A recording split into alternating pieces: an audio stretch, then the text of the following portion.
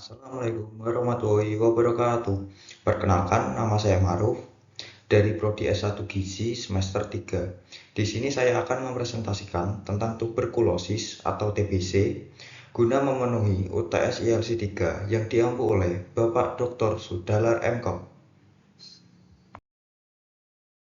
Apa itu TBC? TBC atau tuberkulosis adalah penyakit menular yang disebabkan oleh bakteri Mycobacterium tuberculosis. Penyakit ini dapat menyerang berbagai organ tubuh seperti paru-paru, tulang belakang, kulit, otak, kelenjar getah bening, dan jantung. Gejala tuberkulosis atau TBC yang perlu diwaspadai diantaranya batuk berkepanjangan terutama di pagi hari setelah bangun tidur, batuk berdarah atau berdahak, nyeri dada saat bernapas atau batuk, demam terutama di malam hari, berkeringat di malam hari, kelelahan meskipun tidak melakukan aktivitas fisik, kulit pucat, penurunan berat badan. Gejala infeksi TB aktif di luar paru-paru. Gejala TB luar paru-paru atau TB bervariasi tergantung pada daerah tubuh yang terinfeksi. Misalnya, batuk berdahak 2 minggu lebih, sakit punggung dapat merupakan gejala dari TB di tulang belakang, atau leher Anda mungkin mendapatkan bengkak ketika kelenjar getah bening di leher terinfeksi. Yang berisiko tinggi tertular tuberkulosis atau TBC adalah 1. Orang-orang yang kontak fisik secara dekat dengan penderita. 2. Orang-orang tua. 3. Anak-anak. 4. Pengguna psikotropika. 5. Orang-orang bertaraf hidup rendah dan memiliki akses rendah terhadap fasilitas kesehatan. 6. Pengidap HIV. 7. Orang-orang yang berada di negara yang terkena epidemi TBC. 8. Orang-orang yang sedang sakit dan turun daya tahan kekebalan tubuhnya.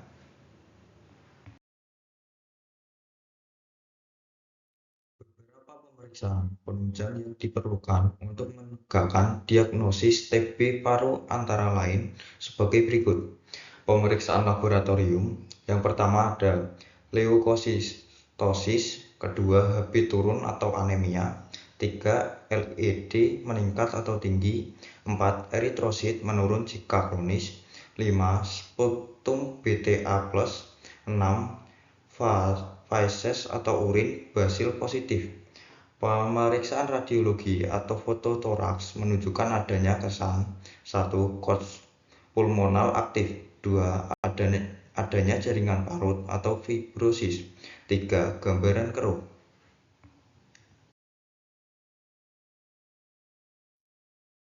Bagaimana cara mencegah penyakit TBC paru?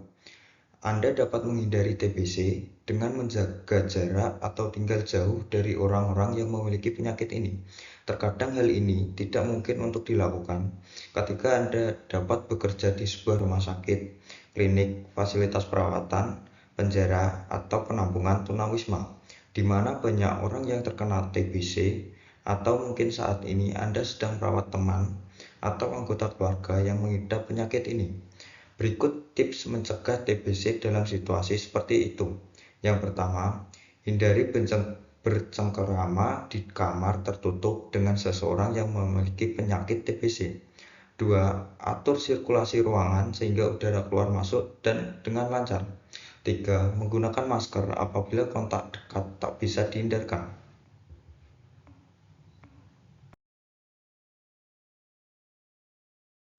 Pengobatan TBC. Yang pertama, minum obat dengan teratur dan benar sesuai dengan anjuran dokter selama 6 bulan berturut-turut tanpa terputus. Jenis, jumlah, dan dosis obat yang cukup, serta teratur dalam menjalankan proses pengobatan. Bila minum obat tidak teratur, maka dapat berakibat kuman TBC tidak mati, tumbuh resistensi obat, kuman menjadi kebal, sehingga penyakit TBC sulit disembuhkan. 2. Makan makanan yang baik dengan gizi yang seimbang. 3. Istirahat yang cukup. 4. Berhenti merokok, hindari minuman beralkohol dan obat bius. 5. Anggota keluarga ikut aktif dalam memperhatikan penderita dalam meminum obatnya secara teratur dan benar. 6. Dianjurkan meminum obat dalam keadaan perut kosong atau pagi hari.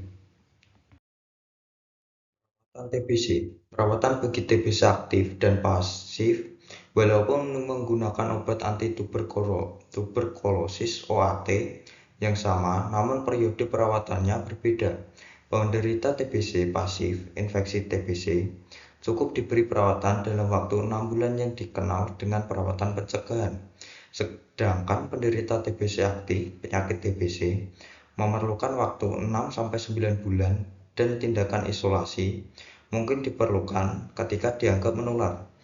Perawatan dalam kedua keadaan itu disertai dengan mengkonsumsi makanan bergizi, istirahat yang cukup, dan mengikuti saran-saran dokter.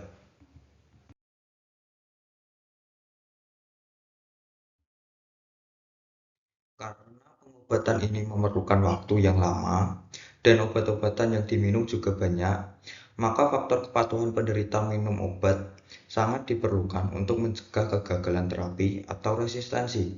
Untuk itu, dilakukan strategi penyembuhan TBC jangka pendek dengan pengawasan langsung atau dikenal dengan istilah DOTS, Directly Observed Treatment Short Course. Dalam DOTS, ada seseorang yang akan mengawasi serta mengingatkan penderita minum OAT yang disebut dengan pengawas minum obat atau PMO. Biasanya PMO ini berasal dari keluarga atau kerabat dekat penderita. Dengan menggunakan strategi DOTS, proses penyembuhan TBC dapat secara cepat dan cepat. DOTS Directly Observed Treatment Short Course adalah strategi penyembuhan TBC jangka pendek dengan pengawasan secara langsung. Strategi DOTS memberikan angka kesembuhan yang tinggi yang bisa mencapai 95%.